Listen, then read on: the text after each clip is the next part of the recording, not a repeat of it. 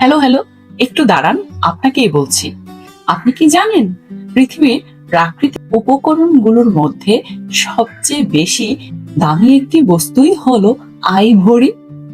আর এই আইভরিটা কি? হাতির দাঁত। হ্যাঁ, ঠিক শুনতে পেরেছেন।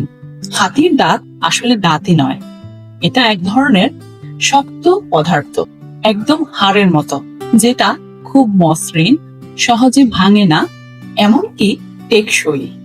মজার ব্যাপার হলো, হাজার হাজার বছর আগে থেকে এই হাতির দাঁত ব্যবহার করা হতো।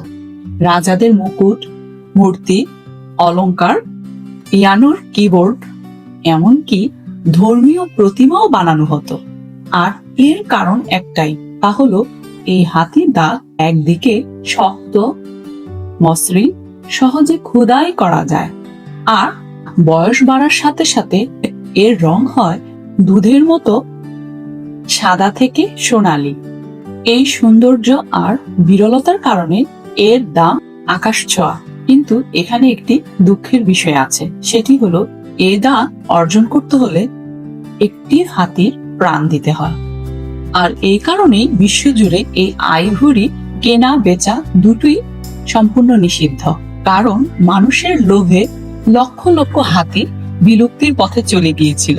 তাই হাতির দাঁত শুধু মূল্যবান বস্তু নয়, প্রকৃতিকে রক্ষা করার জন্য এক সতর্ক বার্তা।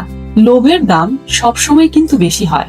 পৃথিবীর সকল জীব থাকুক নিরাপদে, আর আমরা থাকবো নিরাপদ পৃথিবীতে।